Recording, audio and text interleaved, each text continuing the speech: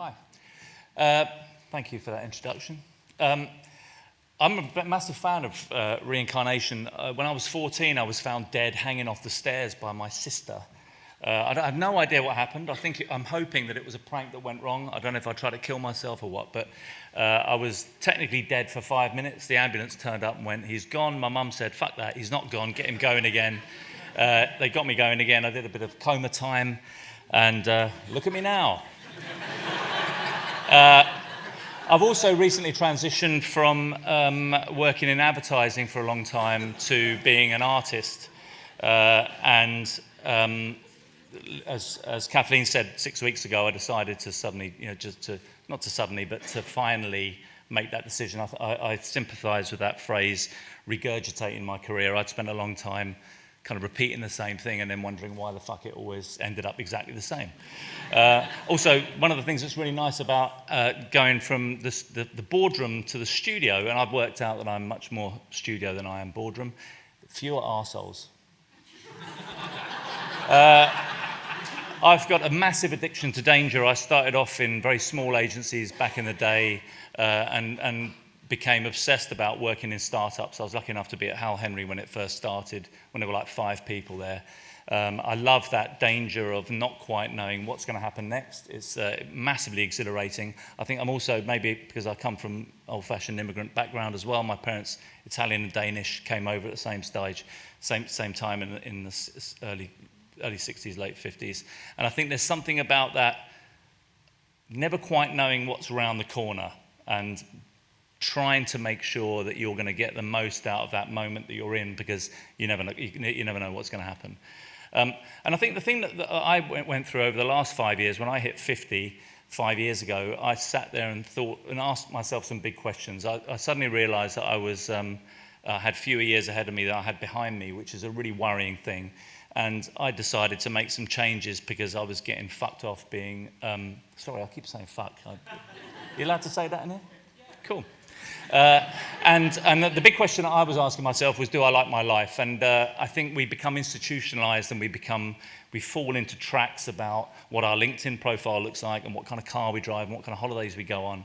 And I think it all becomes really, really complicated, and we get driven to sort of make very, very odd decisions. And I think it's worth, these are some of the questions that I ask myself, and I think it'd be worth asking yourself some of these questions. Do you like your life?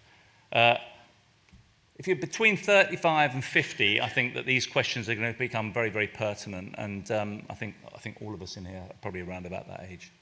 I would say hands up who loves their job. I mean, we saw some really odd data where it was like lots of people saying, "Yeah, I really do," but then lots of people saying, "God, I really want to do something else." I think that reality, what people say and what they actually believe, are two very, very different things. I hated my job. It was my business. It was my company. I'd set it up to make myself happy doing what I liked doing, which was solving clients' problems with my creativity. The thing I founded was that the thing that I discovered was that all the people I hired were absolutely repellent and just absolutely hated them, hated what I was doing, and it was in my control, so I decided to just sack it off and walk out. I discovered that, on so many times, we will all be sitting here, all of us will be sitting here tonight thinking, my boss is a prick. You can guarantee that we'll all be feeling that. I also made a decision about my personal life when I discovered that after quite a long time, I'd married the wrong person. I was also feeling massively unfulfilled. We have a very, very short time on this spinning ball, and probably going to get a lot shorter with some of the shit that's going down at the minute. But it's like making sure that we are fulfilled. I think we are very lucky that we are able to find a job and a career doing things that we quite enjoy, that we're actually quite good at.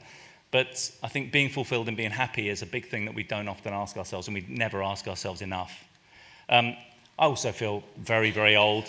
Like I said, I'm 55. I was, the last job I had in a big agency, I just found myself surrounded by people who are, a quarter my age. And it does have an effect on you, because I think you just begin to ask questions about, why am I doing this? who the fuck am I? I mean, it's like we become institutionalized into thinking or projecting who we'd like to be or what we'd like to think our friends would like us to think. And it becomes really, really complicated and foggy. And I think you've got to really sit down sometimes and ask yourself that question. And it can really hurt. And when I asked it, I found myself absolutely terrified of the answer.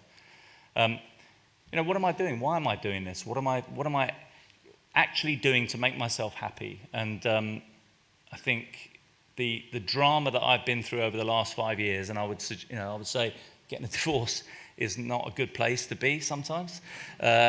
Walking out of your own agency is not a good thing to do sometimes. You lose all of your money and then you watch other people who take over your business that you employed and make equal partners make shit tons of money. Is not a good place to be.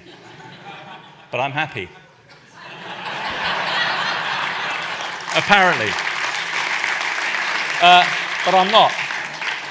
So pause. So let's think about where we all are now, because if you are in that age bracket, and I look at myself as 55, I've probably got 20 summers, probably less than that. I think within the next 5-6 years, I'll be wandering the streets of Hackney in my underpants, shouting at cars. But the time that we've got left is very, very fragile. There's no time for delay, because the longer we keep sitting there, as we saw on some of the charts earlier about people going, I'm really thinking of doing it. We're all frogs on logs. We think about doing it. Do we actually do it? And the answer is probably no.